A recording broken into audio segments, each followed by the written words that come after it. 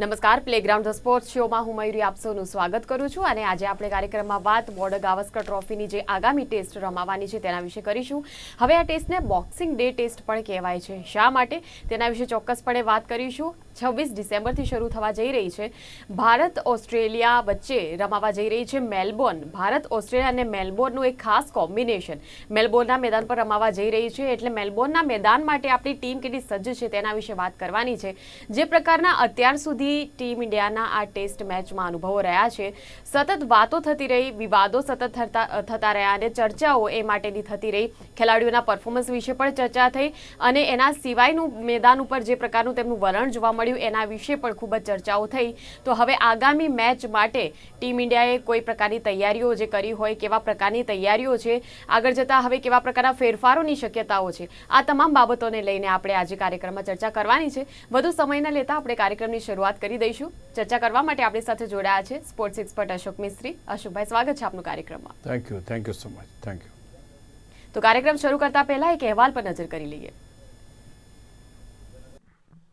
ભારત અને ઓસ્ટ્રેલિયા વચ્ચેની test match શરૂ થાય એ પહેલાં તો ઘણા વિવાદો, વાતો, તૈયારીઓ ચર્ચામાં રહી. અશ્વિનના ગયા પછી તેના સ્થાને મુંબઈના ઓલરાઉન્ડર તનિષ કોટિયાનની પસંદગી કરાઈ અને ઓસ્ટ્રેલિયા મોકલાયો. ભારતને નેટ પ્રેક્ટિસ માટે ઉતરતી કક્ષાની પીચ આપવામાં આવી. રવિન્દ્ર જાડેજાએ હિન્દી ભાષામાં પ્રેસ કોન્ફરન્સ કરી તે ચર્ચામાં રહી. પણ સૌથી મોટી વાત એ છે કે ભારતની ટીમમાં કોનો સમાવેશ થશે, કોણ ઓપનિંગ કરશે અને કોણ બોલિંગ લાઇનઅપમાં ફિટ થશે તેની ચર્ચા મહત્વની રહેશે. ભારતના ઓપનર્સ યશસ્વી અને રાહુલ હજુ સુધી ભારતને સારી શરૂઆત અપાવી શક્યા નથી. દિગ્ગજ વિરાટ અને કેપ્ટન રોહિત પોતાનું ફોર્મ શોધી રહ્યા છે, ત્યારે મોટા ભાગે ભારત સેકન્ડ હાફની બેટિંગ પર જ આધાર રાખે છે તે સાબિત થાય છે. રવિન્દ્ર જાડેજાએ પણ કહ્યું કે ટોપ ઓર્ડરે રન બનાવવા પડશે, પણ આ મેદાન પર ભારતનો ઇતિહાસ સારો છે, એટલે બેક ઓફ ધ માઇન્ડ ચમત્કારની અપેક્ષા રાખી શકાય. તો આપણે એક પ્રણય ત્રિકોણ જોવા મળવાનો છે હવે આગામી ટેસ્ટમાં અને ભારત ઓસ્ટ્રેલિયા અને મેલબોર્ન વચ્ચેનો આ પ્રણય ત્રિકોણ છે. તો તેના જ વિશે વાત કરવાની છે અને પહેલો સવાલ અશોકભાઈ એ જ પૂછવો છે, ભારત ઓસ્ટ્રેલિયા અને મેલબોર્ન કેવા પ્રકારનું કોમ્બિનેશન, કેટલો રોમાંચ આ મેચમાં? બહુ સાચી વાત કરી તમે કે એક પ્રણય, એક પ્રેમ છે ભારતીય ખેલાડીઓને આ પર્ટિક્યુલર મેદાન ઉપરનો. કારણ કે આ મેદાન ઉપર ભારતે સૌથી વધારે સારી એવી જીત મેળવી છે, પહેલી વાત તો એ કહી શકાય. અને ક્યાંક ને ક્યાંક ભારતનું પરડું હંમેશા ભારે રહ્યું છે. છેલ્લે લગભગ 10 વર્ષનો સમય થઈ ગયો કે હજુ સુધી ઓસ્ટ્રેલિયા આ મેદાન ઉપર જીતી શક્યું નથી અને ભારત આ મેદાન પર ટેસ્ટ મેચો જીત્યું છે.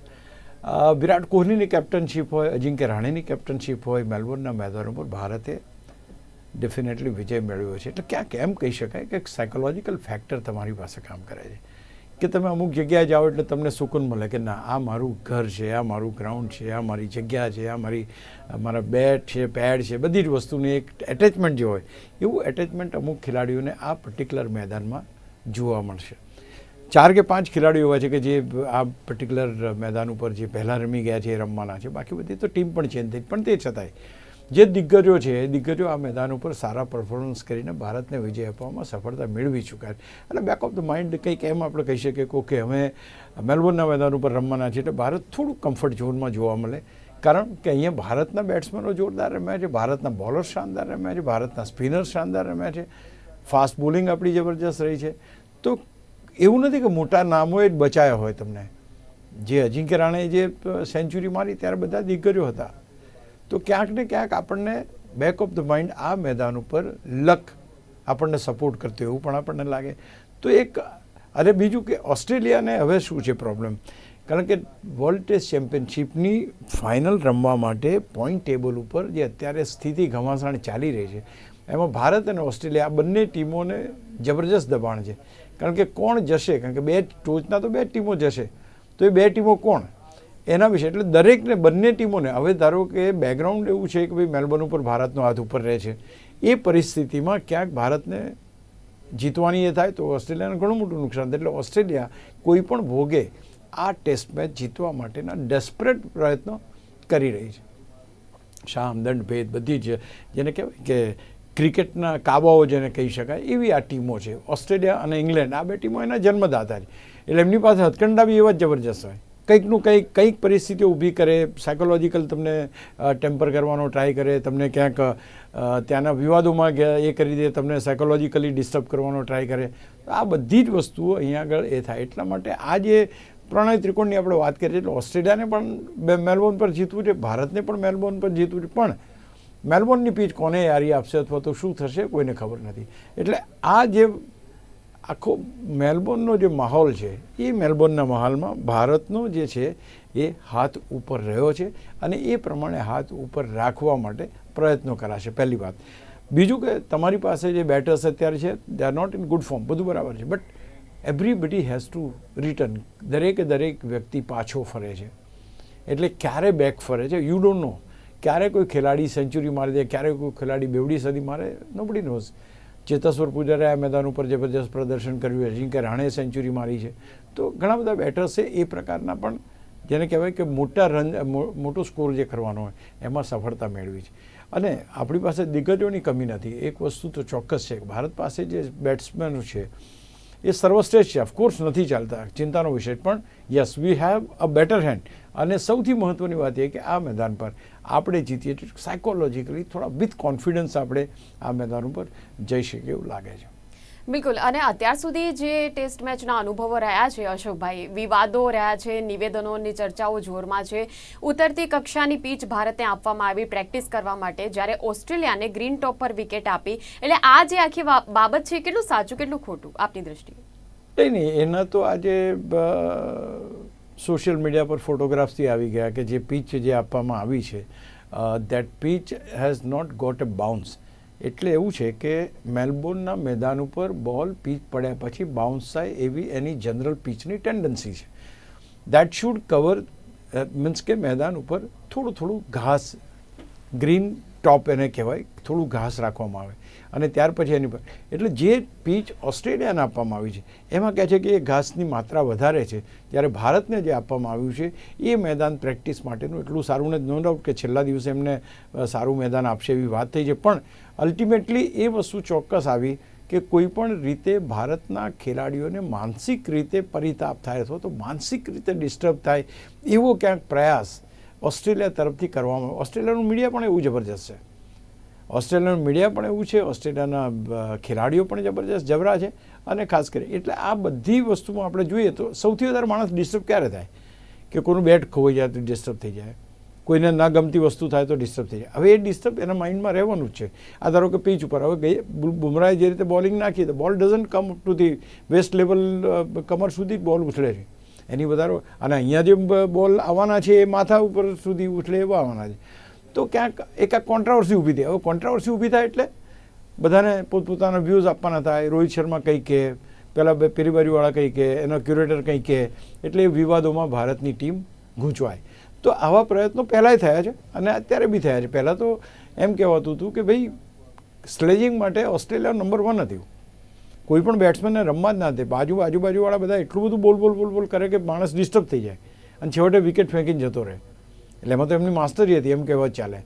પણ આઈપીએલના આવ્યા પછી બધા ખેલાડીઓ અહીંયા આવતા થયા, એક જ ટીમમાં રમતા થયા, એટલે બધી વસ્તુ થોડી દુરિયા હતી એ પાસે થઈ. એ પછી હવે ત્યાં આગળ તમે ઉરીઓ બોલાવો તો ત્યાં તમે એનું સ્લેજિંગ કરો ને અહીં તમે એની ટીમમાં રમતા હો, એટલે એ કંઈ બહુ સૂટ નથી થતું. એટલે જે કટ્ટરતા આવી જોઈએ ને એ કટ્ટરતા હવે થોડી ઓછી થઈ ગઈ.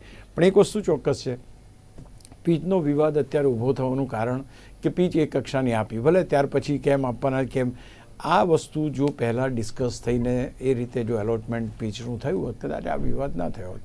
પણ ક્યાંક ઓસ્ટ્રેલિયાના અખબારો અને ઓસ્ટ્રેલિયાની ક્રિકેટને વિવાદ જોઈએ છે એટલે આ વિવાદ એમણે છેડી નાખ્યો.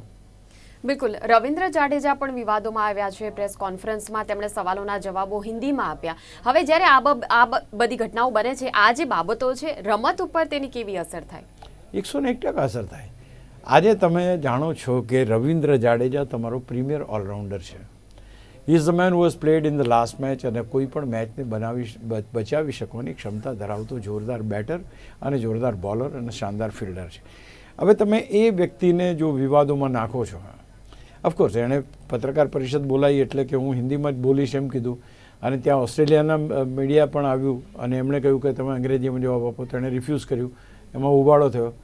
ખેર મેટર તો શાંત થઈ ગઈ, પણ તમે આજે આ પ્રકારના સોશિયલ મીડિયા ઉપર એટલું બધું લખાયું એના માટે ઓસ્ટ્રેલિયન મીડિયામાં એટલું બધું લખાયું કે આવી રીતના પાર્શિયાલિટી કરે છે અથવા તો ઇંગ્લિશમાં જવાબો નથી આપતા અને આ ને તે. તો અલ્ટિમેટલી તમે you are attacking A player who is very much responsible or rather capable of doing good things for the team. એટલે એ ખેલાડીને તમે વિવાદમાં રાખો. બીજું એક સરસ મજાની ઘટના હમણાં વિરાટ કોહલીની પણ થઈ કે વિરાટ કોહલી એના ફેમિલી સાથે મીન્સ નીકળ્યા હતો તો એના ફોટોગ્રાફ્સ પાડવામાં આવ્યા. Virat Kohli lose the temper is કે આ શું કરો, what the hell is being done. એટલે ક્યાંક એ પણ બહુ અગત્ય. પછી પહેલાં એમણે કહ્યું કે ભાઈ અમે નહીં પ્રોડ્યુસ કરીએ અથવા તો પબ્લિશ નહીં કરીએ અને આ તેને, પણ એ વસ્તુમાં તમારી પાસે વિરાટ કોહલીને ડિસ્ટર્બ કરવા માટેનું એક કારણ મળી ગયું એના ફેમિલીની સાથે એટેચ કરીને. તો આ બધી જે બાબતો છે આ એવરીથિંગ ઇઝ ઇફેક્ટિંગ. કારણ કે test match playing is not a joke. એ મેદાન ઉપર લાંબા સમય ઊભા રહેવા માટેનું ધૈર્ય મેળવવાની આ રમત છે. You have to have that capability. અને એના માટે તમારું મગજ શાંત જોઈએ કે તમે બોલને બરાબર જોઈ શકો, જજ કરી શકો, કયો બોલ બહારથી જાય છે તો એને છોડી શકો. આ બધી જ વસ્તુના ડિસિઝન તમારે લેવાનો. કે 150ની સ્પીડે બોલ આવતો હોય સડા કરીને અને તમારે એટલી fraction of a seconds or rather સેકન્ડના બી 10મા ભાગમાં તમારે ત્યાંથી ખસવાનું હોય તો આ બધી ઘટનાઓ ઉપર એની અસર થાય છે. એની ફોર્મ પર થાય. અને one good delivery and one bad shot require for that. તમારું માનસિક સ્થિતિ બરાબર ના હોય, you tend to do some mistake. અને મિસ્ટેક થાય, કોહલીની વિકેટ પડી જાય એટલે ઓસ્ટ્રેલિયાને મજા પડી જાય. તો આ રીતનો ભૂતકાળમાં થયેલું છે. It's not for the first time. પણ ક્યાંક આ બધા વિવાદોથી ખેલાડીઓની રમત ઉપર, એની એકાગ્રતા ઉપર, કારણ કે આ ટેસ્ટ મેચ છે એટલે ઇફેક્ટ થાય. હેડ ઇટ બીન 2020 તો એનો કોઈ બહુ મોટો એ ના થાય. કારણ કે એમાં સ્લેજિંગ કરવાનો કે બોલવાનો કંઈ ટાઈમ મળતો જ નથી હોતો. તમારે ફટાફટ એ કરો. અહીં આગળ તો તમે કોઈ કોમેન્ટ કરે તોય ડિસ્ટર્બ થાવ છો. એની સાથે તમે એકની પ્રેસ કોન્ફરન્સમાં તમે એ કર્યું, બીજાને આવી રીતના પર્સનલ ફોટો પાડીને તમે ડિસ્ટર્બ કર્યા. તો આ જે બધી બાબતો ઘટના ઘટે છે એ ઘટનાઓ ક્યાંક ખેલાડીની રમત ઉપર ચોક્કસ અસર કરે છે. અને એ ના થાય એ માટે આમ તો આ લોકો ત્યાં પ્રોફેશનલ ક્રિકેટર છે એટલે બધી વસ્તુ ડિસ્ટર્બ ના કરે. પણ ક્યાંક તમે આઉટ થઈ જાય તો તમે એમ કહો કે કાલે બિચારાને ડિસ્ટર્બ કર્યો, આજે આઉટ થઈ ગયો.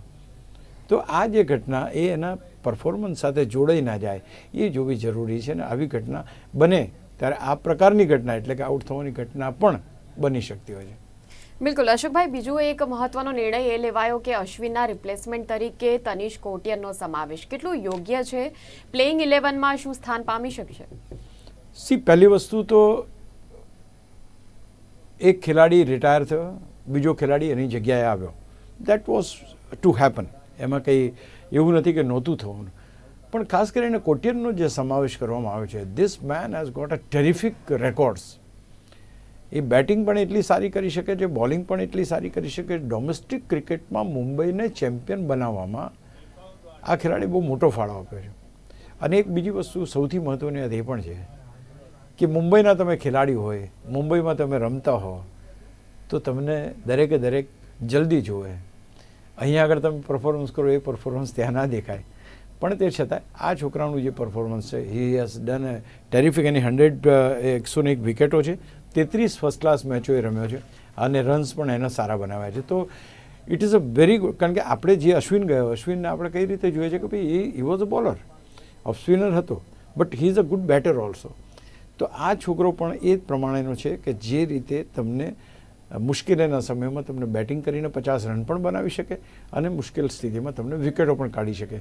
એટલે આ એક બહુ મહત્ત્વનું મારા ખ્યાલથી આ રિપ્લેસમેન્ટ જે કરવામાં આવ્યું એ બહુ પરફેક્ટ અને એક લાંબા ગાળાનું રિપ્લેસમેન્ટ મારી દ્રષ્ટિએ હું કહીશ. બિકોઝ જો તમારે મુંબઈનો ખેલાડી છે એટલે પહેલાં તો એને ટીમ સપોર્ટનો કોઈ વાંધો નહીં આવે, because he is well establish in Mumbai. એટલે કેપ્ટન પણ તમારા મુંબઈમાં છે, સરાઉન્ડિંગ પણ એ રીતનું રહે. તો પહેલાં તો તમને કમ્ફર્ટ ઝોન મળશે. પહેલી વાત. તમે બહુ સરસ વાત કરી કે એને 11માં સમાવવામાં આવશે કે કેમ. હું માનું છું કે કોઈ પણ ખેલાડી, એની cricketer, when he is in a prime of his form, he should be included in the team.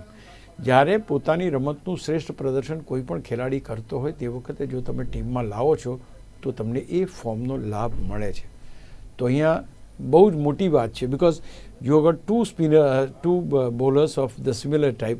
Washington Sundar છે તમારી પાસે, એ ઓફ સ્પિનર છે, ઇઝ અ ગુડ બેટર. એની સાથે તમારી પાસે કોટિયન છે, એ અત્યારે જબરજસ્ત રમીને આવ્યો છે ને. બટ કોટિયનની પાસે કેમ થોડોક અપર હેન્ડ મારી દ્રષ્ટિએ હું માનું છું કે તમે જ્યારે એક સસ્પેન્સ બોલરને લાવી દો કે જે બોલર સામે ઓસ્ટ્રેલિયા રમ્યું ના હોય તો તમને વિકેટ લેવાની શક્યતાઓ સંભાવનાઓ વધી જાય છે. એટલે અહીંયા આગળ બહુ જ સ્ટીપ કોમ્પિટિશન મારી દ્રષ્ટિએ સુંદર અને કોટિયન વચ્ચે થશે, કારણ કે રોહિત શર્મા પ્રિફર કરશે કે ભાઈ આ છોકરાને એ ફોર્મમાં છે એને જલ્દી રમાડી દો તમે, કે જે ફોર્મનો લાભ મળી જાય. બીજું કે આ ખેલાડીથી ઓસ્ટ્રેલિયાના બેટર્સ બહુ વાકેફ નથી, એટલે એને રમાડી દો જેથી કરીને એનો લાભ મળે. એટલે એના ચાન્સીસ મારી દ્રષ્ટિએ સુંદર કરતાં વધારે બની. Sundar had played one test match which is he did well, વિકેટો પણ લીધી, રન્સ પણ બનાવે, પણ એ બેની કોમ્પિટિશનમાં ક્યાંક બેક ઓફ ધ માઇન્ડ મને એમ થાય છે કે કોટિયનનું જે રીતે જ્યાંથી આવે છે એના કારણે થોડું વેટેજ વધારે લાગે છે મને, એટલે he may get a chance ahead of Washington Sundar. બાકી અધરવાઇઝ તો અશ્વિનનું રિપ્લેસમેન્ટ તો વોશિંગ્ટન સુંદર ટીમમાં છે જ, એવું કંઈ નથી, કારણ કે જે અશ્વિન જ્યારે રમ્યો ત્યારે વોશિંગ્ટન સુંદર નહોતો અને વોશિંગ્ટન સુંદર રમ્યો ત્યારે અશ્વિનને રમાડ્યો નહોતો, એટલે યુ કેન સિમિલરલી તમે કહી શકો. તો Kotian is a good player, in form, જબરજસ્ત ફોર્મમાં છે અત્યારે, બોલિંગ જબરજસ્ત કરે છે, બેટિંગ પણ એની શાનદાર છે. 11માં સ્થાન મળવાના ચાન્સ મારી દ્રષ્ટિએ તો બને છે. બિલકુલ. હવે વધુ એક મહત્વનો જે નિર્ણય લેવાનો છે, ઓપનિંગનો લેવાનો છે. ચર્ચા ઓપનિંગની ખૂબ થઈ રહી છે. શું રોહિત ઓપનિંગ કરશે કે કેએલ રાહુલ તો મિડલ ઓર્ડર પહેલાં રમી ચૂક્યો છે? કેવા પ્રકારના ફેરફારની શક્યતાઓ? પહેલાં તો રોહિત શર્મા મિડલ ઓર્ડર રમી ચૂક્યા એવું નથી, but the runs which he has scored in middle order and the opening that speaks high. એટલે કે ઓપનિંગમાં એણે રન્સ પણ વધારે બનાવ્યા છે રોહિત શર્માએ, એણે સેન્ચુરીઝ પણ વધારે મારી છે. અને સૌથી મહત્ત્વની વાત છે કે van you R smelling the red બોલ, ઇટ ઇઝ સુનિલ ગાવસ્કર કહેતા હતા કે I can smell the ball. એનો અર્થ એ થયો કે નાકના ટેરવા પાસેથી 150 કિલોમીટરની સ્પીડથી પસાર થઈ જતો બોલ એ સુનિલ ગાવસ્કર જેવો ખેલાડી એને છોડતો હતો, મીન્સ એક સહેજ ખસે ને બોલ ત્યાંથી પસાર થાય, એટલી એની એક્યુરેસી ને એટલું એનું ટાઈમિંગ હતું. તો ક્યાંક સ્મેલિંગ ધ બોલ. હવે જ્યારે તમે ઓપનિંગ બેટ્સમેન હોય તો તમારી પાસે એ આવડત વધારે હોય કે ભાઈ તમારે કયા બોલને છોડવો, કયા બોલને રમવો, કેવી રીતે રમવો, મુવમેન્ટ કેવી થાય. You have got that experience. When you are in a middle order the ball is little old, એ થોડોક ઓલ્ડ થઈ જાય છે, એની શાઇનિંગ જતી રહી હોય છે. એ વખતે રમવાની જે સ્થિતિ છે એ બદલાઈ જાય છે ટોટલી. તમે ઓપનિંગ તરીકે રમો અને મિડલ ઓર્ડર રમો, આસમાન જમીનનો ફેર પડી જાય. તો એ મારું પર્સનલ ફિલિંગ એમ છે કે ભાઈ હી should B the opener only, અને ઓપનિંગ તરીકે જ રમે તો ટીમને આમે મિડલ ઓર્ડરમાં રન્સ નથી થતા, ઓકે, એનું સ્થાન એને પાછું આપો. કારણ કે રાહુલ મિડલ ઓર્ડરમાં પણ રમે છે અને રાહુલ ઇઝ પ્લેઇંગ વિથ લક. ગયા વખતે એવું થયું કે એને એક જ સિમ્પલ કેચ એનો ડ્રોપ થયો. જો એ છોકરા પાસે લક હોય તો એ છઠ્ઠા ક્રમે પણ એનું લક કામ લાગી શકશે. તો હું માનું છું કે Rohit Sharma should open the inning, અને ઓપન ઇનિંગ કરતી વખતે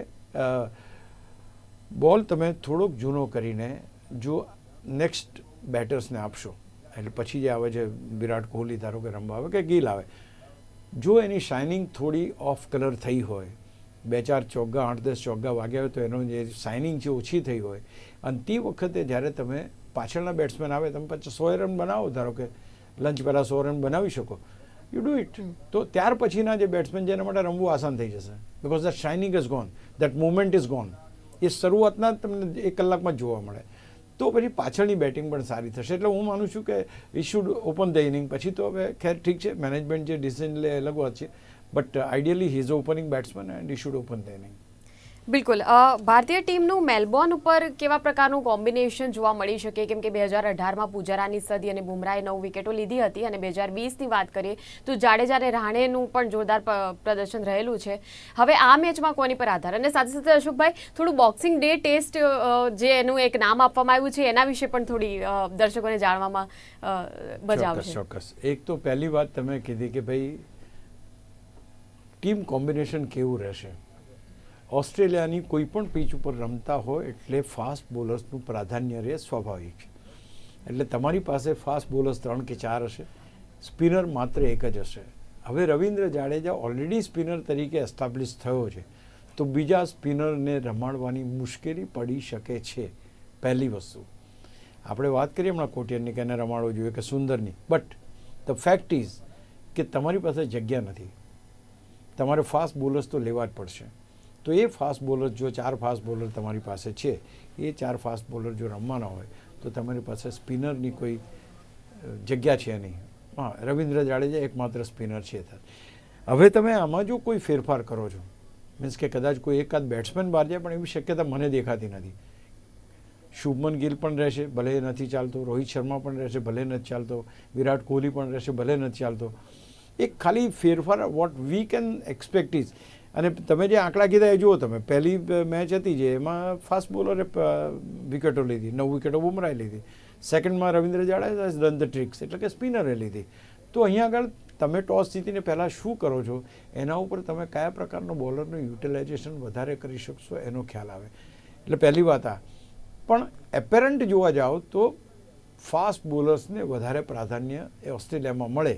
એટલે હું માનું છું કે એક જ સ્પિનર રમે એવું અત્યારે લાગી રહ્યું છે, અને એ 99.99% રવિન્દ્ર જાડેજા રહેશે. Because he has played well. 73 run એણે કર્યા હતા અને વિકેટો પણ લીધી હતી. I think he is but બાકી કોઈ ચેન્જ મને લાગતો. હા, અને સેકન્ડ જે આપણે વાત કરી કે રોહિત ઓપન કરે કદાચ અને રાહુલને મિડલ ઓર્ડરમાં રમાડે, એક શક્યતા મને દેખાઈ રહી છે. હા, તમે બીજી બોક્સિંગ ડેની વાત, યસ સોરી, બોક્સિંગ ડે આપણે એમ જ સમજતા હતા કે ભાઈ બોક્સિંગ એટલે મારામારીની છે, એવું નથી.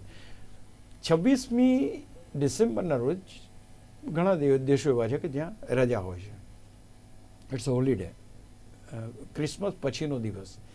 આ પર્ટિક્યુલર દિવસે એમ્પ્લોયર જે હોય, એટલે કે માલિક, કોઈ બી બિઝનેસનો કે કોઈ પણ જગ્યા, એ માલિક એ એના સ્ટાફને બોક્સ આપે, એટલે કે મીઠાઈનું બોક્સ આપે, ટુ ગ્રીટ ધેમ કે ભાઈ તમે એમ કે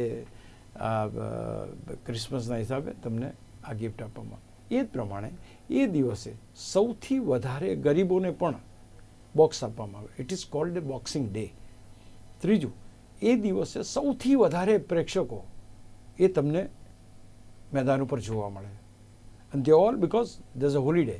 અને ખાસ કરીને આ ચેરિટી કરવાનો દિવસ એટલે 26મી. અને બોક્સિંગ ડે એટલે મારામારીવાળી બોક્સિંગ નહીં, પણ એ બોક્સથી એક માલિક જે છે એ પોતાના એમ્પ્લોયીને સ્વીટ આપીને મેરી ક્રિસમસ કે હેપી ક્રિસમસ કે એક શુભેચ્છા પાઠવે છે. તો આ એક આખો સંદેશ છે આ પર્ટિક્યુલર દિવસનો. એટલા માટે આ ટેસ્ટનું મહત્ત્વ પણ વધારે છે, કારણ કે there are maximum people going to watch this test match. કાલે મેદાન 26મી પેક હશે. તો એટલા માટે એને બોક્સિંગ ડે ટેસ્ટ કહેવામાં આવે છે. અને બોક્સિંગ ડે ટેસ્ટને ઓસ્ટ્રેલિયા છે, સાઉથ આફ્રિકા છે, બીજા જે દેશો છે એ એને એટલું જ રિલિજિયસલી માને છે. અને એ દિવસે ચેરિટી કરવાનો દિવસ એવું ક્યાંક ને ક્યાંક પ્રસ્થાપિત કરવાનો પ્રયત્ન કરે છે. બિલકુલ, ખૂબ જ સરસ આપનો જવાબ. અને અશોકભાઈ, જે પ્રકારે આપે કહ્યું કે મેલબોર્નનું મેદાન સામાન્ય રીતે ફળતું રહ્યું છે ટીમ ઇન્ડિયાને, એક પોઝિટિવિટી છે, એક આશા પણ ઊભી થાય છે કે હવે મેલબોર્નનું જે મેદાન છે પરિચિત મેદાન છે. અને આપણે પણ એવી આશા રાખીએ કે હવે આગામી જે મેચ રમાવા જઈ રહી છે ક્યાંક એવું લાગે આપણને કે જે પીચ છે એ યારી આપણે આપણી ટીમને, અને ઈશ્વરને પ્રાર્થના પણ કરીશું સાથે સાથે. થેન્ક યુ વેરી મચ ચર્ચા બદલ. તો દર્શક મિત્રો, પ્લેગ્રાઉન્ડ ધ સ્પોર્ટ્સ શોમાં આજે ફક્ત આટલું જ. આવતીકાલે ફરી મળીશું. રજા આપશો. જોતા રહો ગુજરાતની સત્યની સાથે. નમસ્કાર.